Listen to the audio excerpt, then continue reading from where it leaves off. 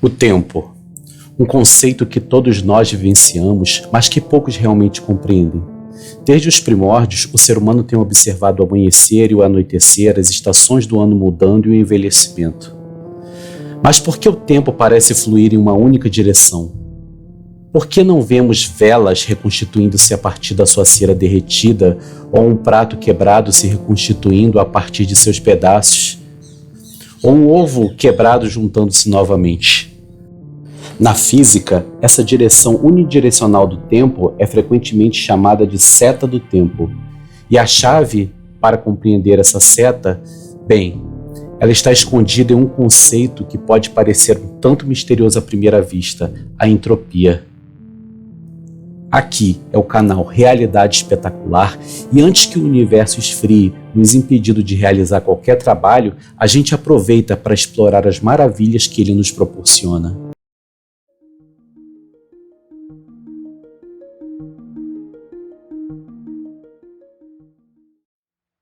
Nós vamos começar explicando entropia por um exemplo bem simples.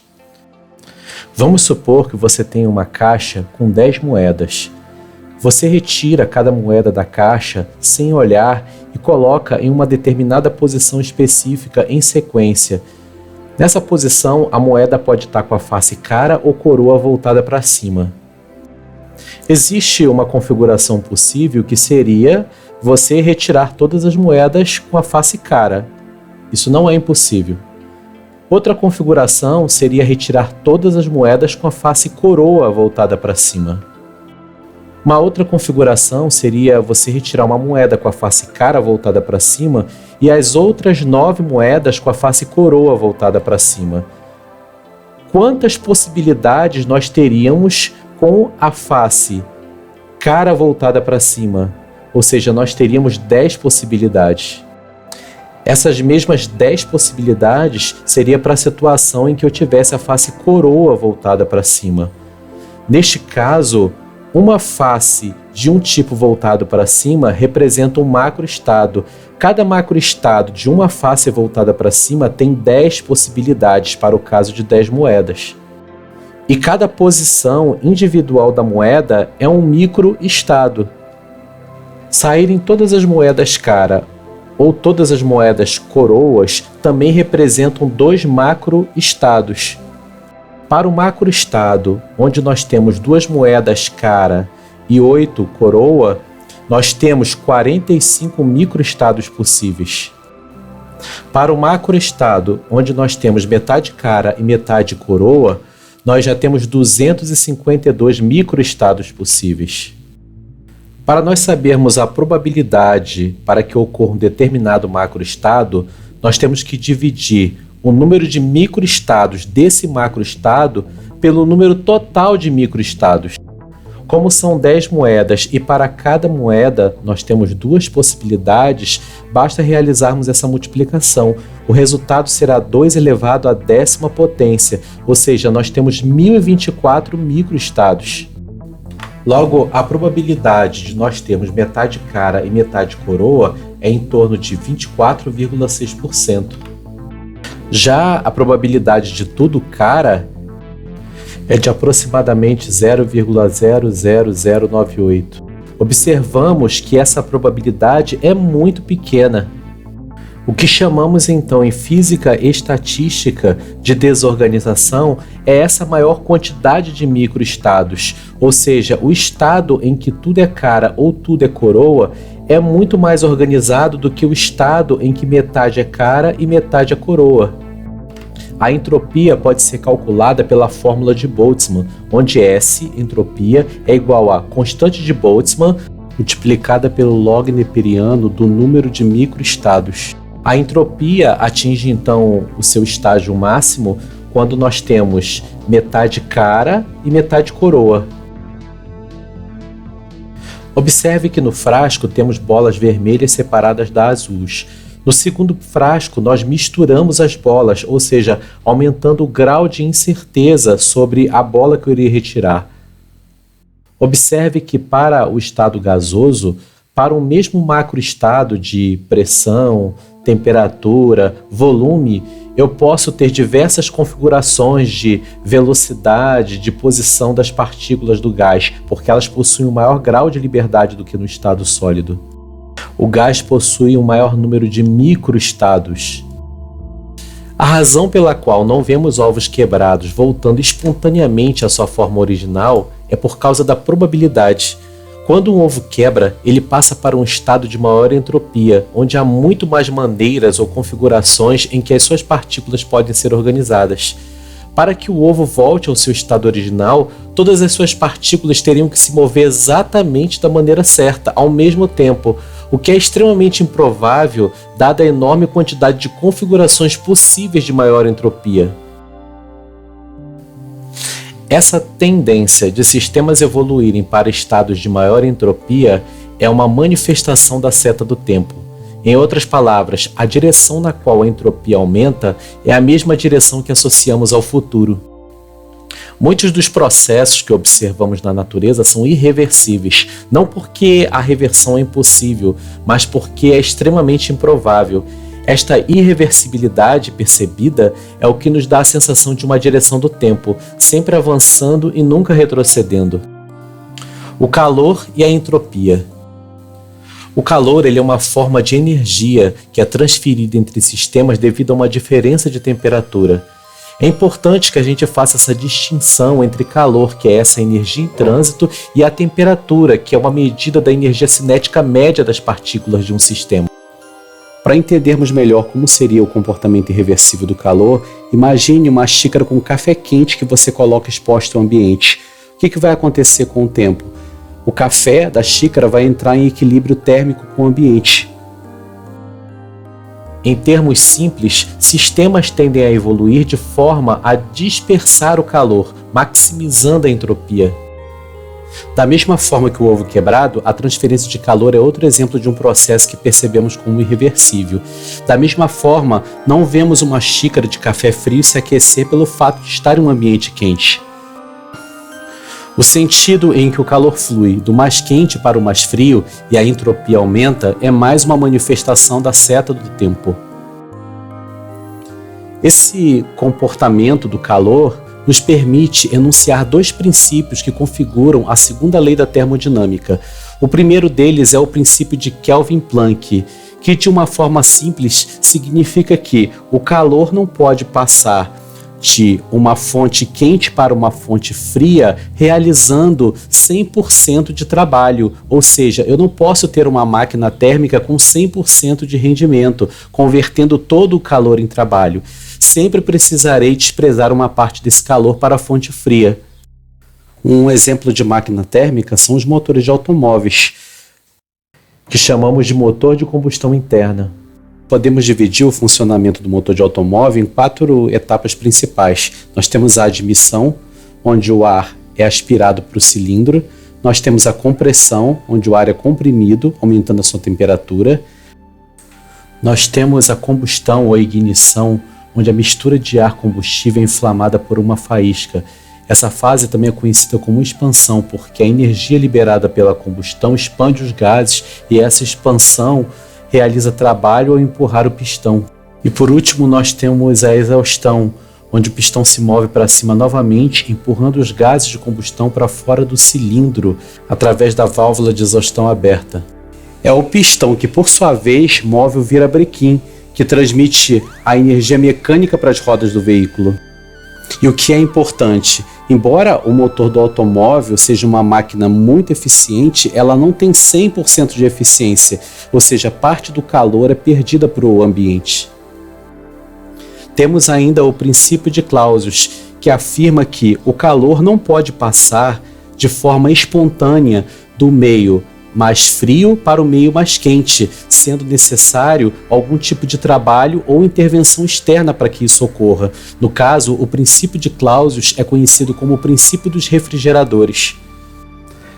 Para levar o calor do meio mais frio para o meio mais quente de forma não espontânea, os refrigeradores usam um fluido refrigerante, que é um gás ou líquido que pode evaporar e condensar facilmente.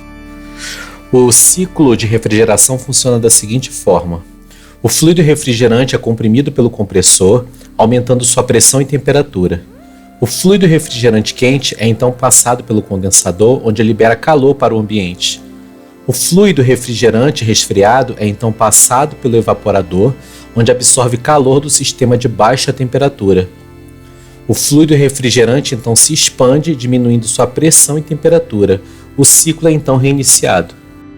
E é dessa forma que funcionam geladeiras, ar-condicionado, câmaras frigoríficas. Então observe que esses dois princípios são apenas manifestações relacionadas ao conceito de entropia. Percebemos então que quando o calor segue o seu sentido espontâneo, nós temos um aumento de desordem, um aumento de informação no sistema e, consequentemente, um aumento de entropia. A segunda lei não apenas molda como a energia se move em nosso universo, mas também nos dá insights sobre a natureza fundamental do tempo e do universo em que vivemos. Ela serve como uma bússola, apontando o caminho que a energia e o próprio tempo percorrem. Desde o Big Bang, o universo tem se expandido, e à medida que se expande, a densidade de energia diminui e as temperaturas caem. Ainda é possível observar vestígios de calor inicial do universo no fundo cósmico de micro-ondas, uma radiação que permeia todo o cosmos, um eco do nosso início quente e denso.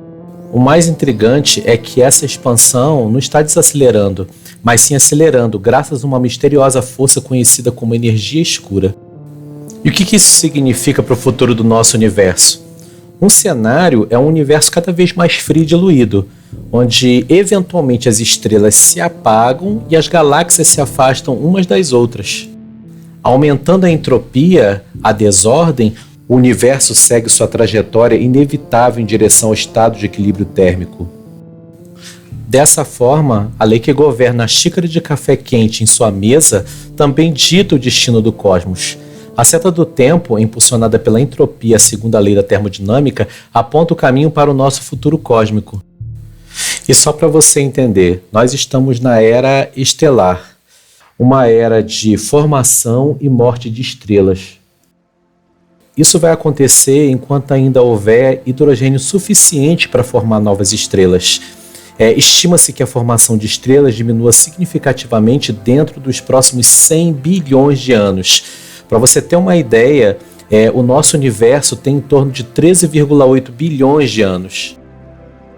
Após a era estelar, nós teremos a era degenerada.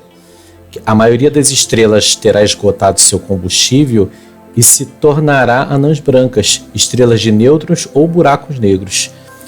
Eventualmente, depois de trilhões de anos, anãs brancas e estrelas de nêutrons colidirão e se tornarão buracos negros. Esse é um processo extremamente lento. O buraco negro com massa do Sol levaria mais de 10 elevado a 67 anos para evaporar completamente.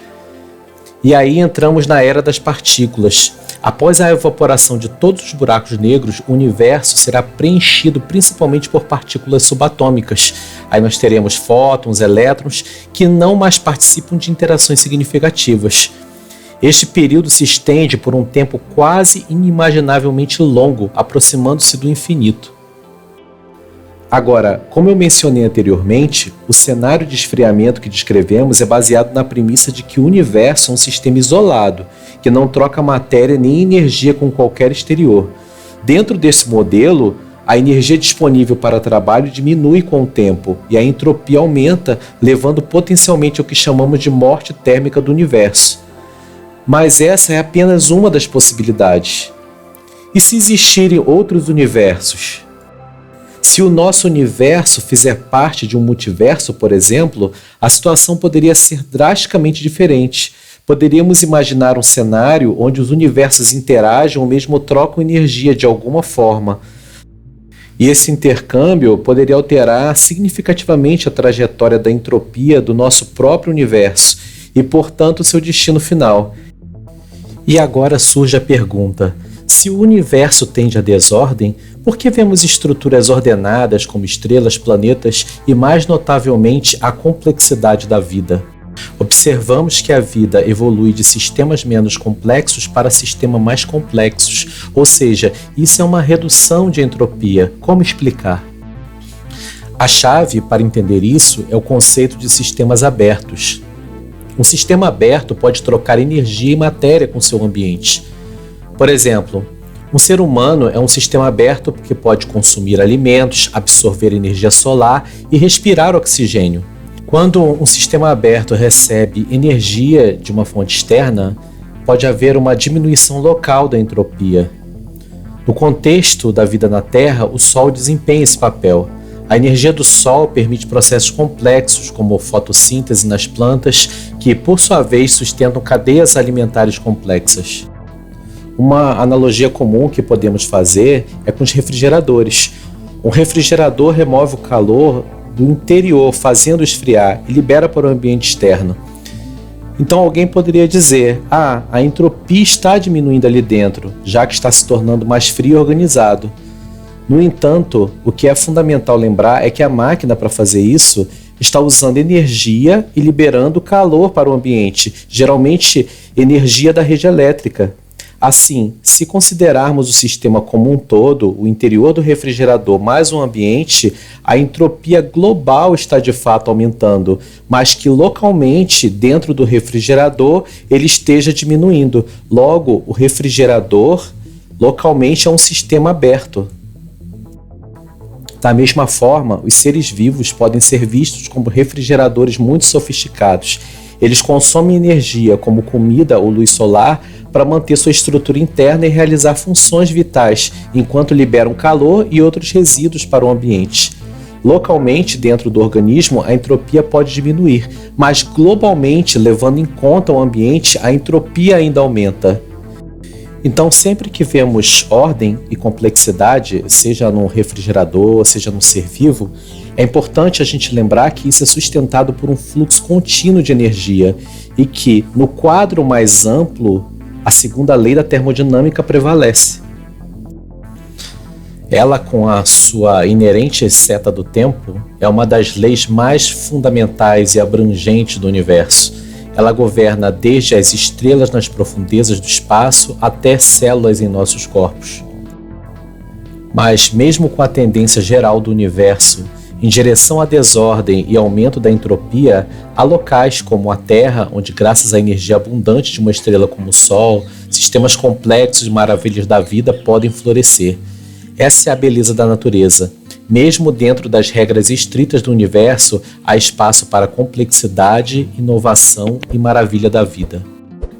Então, da próxima vez que você olhar para o céu estrelado ou para as complexidades da vida ao seu redor, lembre-se das forças fundamentais em jogo e da maravilha que é a existência. Obrigado por nos acompanhar em mais uma jornada pelo canal Realidade Espetacular. Até a próxima, exploradores!